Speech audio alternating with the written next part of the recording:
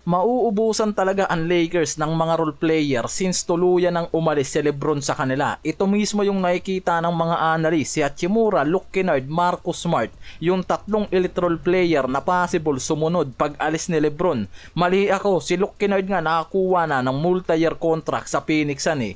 Si Smart ngayon nalilink na sa Rockets. Hindi lang to simpleng rumors eh. Mataas ang interest talaga ng Rockets na makakuha ngayon yan sa free agency, lalo na kung magdesisyon nga mismo itong si Smart na umalis sa Lakers, lalo kung hindi mabigay ng front office yung sapat na value niya sa free agency. Si Hachimura nauugnay na sa San Antonio Spurs, samantalang si Kennard pumirma na sa Phoenix Suns. Isang araw mula nang mag-start ang offseason, hindi na nagkasundo ang Lakers at ang kampo ni LeBron. Kaya malinaw si LeBron na nagdesisyon pumasok bilang unrestricted free agent. Sa ngayon, wala pa namang malinaw na team na pipirmahan itong si LeBron. Pero tatlo lang yung team na option niya eh. Warriors, Cavaliers at Miami Heat, at handa nga raw yan na mag-salary discount ngayon, malayo sa desisyon niya sa Lakers kung mag-i-stay siya.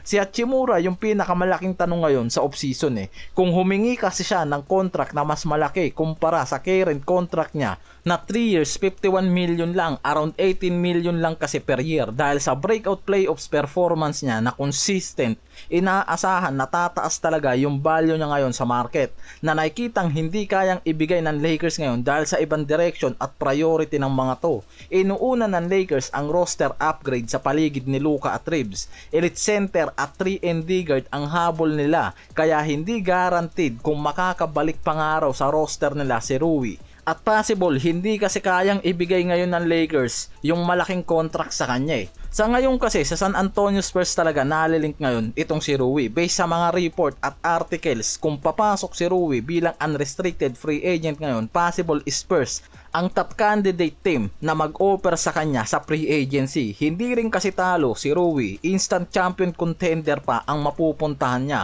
Plus possible makakuha nga raw siya dyan ng mas magandang playing time, lalo't kailangan din ng Spurs ng elite sharpshooter tulad niya. Mali pala ako kay Kennard kanina. Ngayon lang lumabas din kasi yung report na pumirma na yan ng 2 years multi-year contract sa Phoenix Suns. 13 million contract mga pare ko na may player option pa sa second year niya. Trinade ng Suns si Grayson Allen at Royce O'Neal sa Charlotte Hornets kapalit si Miles Bridge. Nawalan sila ng outside shooting, floor spacing at bench scoring. Kaya ang nakita nilang solusyon dyan, kunin si Luke Kennard na may 44% career 3-point percentage, samantalang ang Lakers hinayaan lang siyang mawala eh. Di ko lang sure kung good moves yan, kaya nawalan ulit ang Lakers ng elite shooter sa lineup nila. Sa report, mataas rin ang chance na i-decline ngayon ni Smart ang player option niya sa Lakers na 5 million lang at humanap ng mas malaki at mahabang contract sa free agency. Sa report, nagpapakita talaga ng mataas na interest ang Rockets at possible magbigay sa kanya ng 3 years contract na wala pang report na official kung magkano talaga ang possible annual na papasok sa kanya kung pipirma siya sa Rockets ha. Kumpara kasi sa buyout deal niya sa Lakers, mas malaki yung possible makuha niya eh. Yan yung nakikita lalo ngayon dahil sa playoffs performance niya na nagpapataas lalo ng value niya dahil sa pagiging elite defender.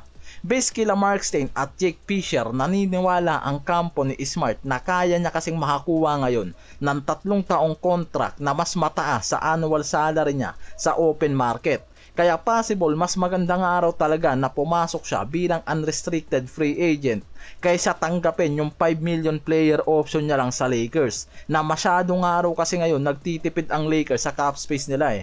Hindi nila priority ngayon yung mga free agent player. Parang ang lumalabas, stay or leave talaga eh. Mas priority at focus ngayon ni Pelinka kumuha ng top tier center at elite 3-and-D guard para kay Luka at Reeves. Hindi sila naghahabol kung magdesisyon man na pumasok sa free agency yung ibang role player nila eh, at pumirma ng bagong contract sa ibang team.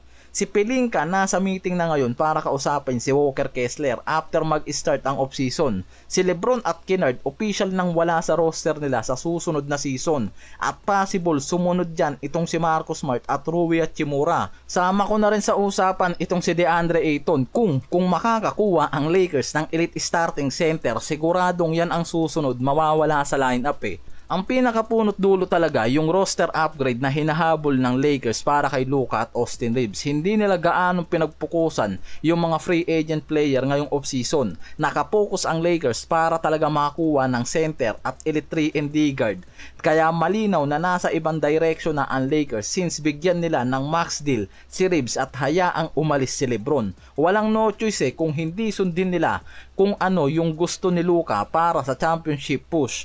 Malinaw ngayon na sira na ang roster ng Lakers at naiwan na lang sa kanila si Reeves at Luka na bagay talaga na pinaghahandaan nila ngayong offseason. Si LeBron ngayon possible may ibang offer na sa mga team. Si Kennard na secured na yung 2 years multi-year contract niya sa Phoenix Suns kung saan possible malaki ang maging role niya. Samantalang si Hachimura possible pumasok na rin sa unrestricted free agent lalo kung hindi maantay niyan yung extension offer sa kanya ng front office. Based kasi sa report, aayusin talaga muna ng Lakers ang target nila sa free agency at market saka magdedesisyon sa kontrata niya. Kaya talaga latak lang ang matitira kung mag-i-stay siya. Si Smart ngayon, possible yung kampo naman nga raw nito nasa negotiation na sa Rockets lalo kung bibigyan siya ng long-term contract at mas mataas na annual salary. Ito yung mga role player at star player na mawawala sa Lakers at nawala na ngayon dahil sa roster upgrade na project nila para kay Luka at Reeves. Kaya ang daming analyst ngayon ang nagsasabi kung tama nga raw ba ang naging movement ngayon ng Lakers na bitawan si LeBron at hayaan mawala yung ibang role player na naging malaking parte sa playoff push nila sa nagdaang season. Or good move to para bumuo ng champion contender roster sa paligid ni Luka at Austin Reeves.